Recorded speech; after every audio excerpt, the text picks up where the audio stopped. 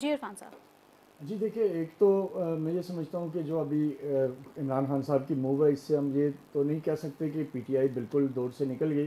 अगर हुकूमत इलेक्शन करवाती है 90 दिनों में, केयर टेकर गवर्नमेंट आ जाए अगले 3-4 दिन में और फिर इलेक्शन हो जाए, तो ये आप याद रखें कि इमरान खान साहब की पार्टी दोबारा वहाँ एक बड़ा वोट बैंक लेगी। और अगर सिंगल लार्जेस्ट मेजोरिटी पार्टी ना भी बनी तो कम से कम अलायंस करके काफ वगैरह वो फिर इस पोजीशन में आ जाएंगे। तो इसलिए सही। ये तो एक इस चीज़ को जहन से निकाल दिया जाए कि बिल्कुल ही पीटीआई कम बैक नहीं कर सकेगी। ये तो ज़ाहिर है उन्होंने भी बड़ा कैलकुलेट करके ये चीज़ें की हैं। दूसरा जो आपकी बात है कि मुल्क में आम इंतखाबात की तरफ इन्वायरमेंट की क्या पॉसिबिलिटी है, मुल्क का माशी जो बहरान है वो एक रुकावट है।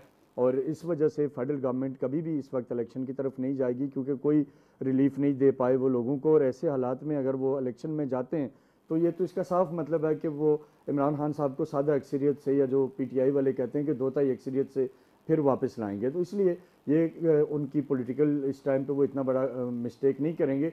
इकॉनमी के हवाले से अच्छी खबर ये है, सना ने भी कहा कि जैसे कुछ ममालिक हैं, जैसे अब सऊदी अरब है, तो उन्होंने सरमायाकारी पाकिस्तान में अपनी 10 अरब डॉलर तक बढ़ाने की बात की है, उस तरफ वो आ रहे हैं। इसी तरह जो पाकिस्तान के बैंकों में उनका इस वक्त 3 अरब डॉलर था, इसको वो 5 अरब डॉलर तक इस रकम को ले जाने के लिए उन्होंने अज़म का इजहार किया। और इसी तरह फ्यूचर में बाकी चीज़ें भी इस तरफ जाएंगी।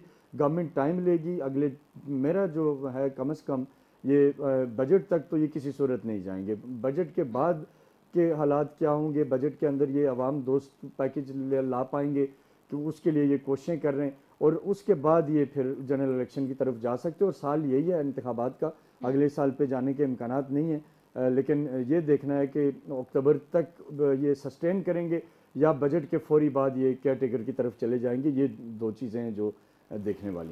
अच्छा इरफान साहब, यहाँ पर केपी असेंबली के हवाले से भी आपसे एक सवाल करना चाहूँगी। जैसा कि अभी एक रिक्वेजिशन जमा हुई है और उसमें ये कहा गया है कि तकरीबन 15 दिन तक जो है ये असेंबली केपी जो है वह नहीं तहलील हो सकती, लेकिन वज़ीर आला जो केपी हैं उन्होंने रजामंदी तो जाहिर कर दी है। आप क्या समझते हैं कि केपी असेंबली भी बासानी तहलील हो जाएगी, जिस तरह से जो सूरत हाल बनी रही पंजाब की?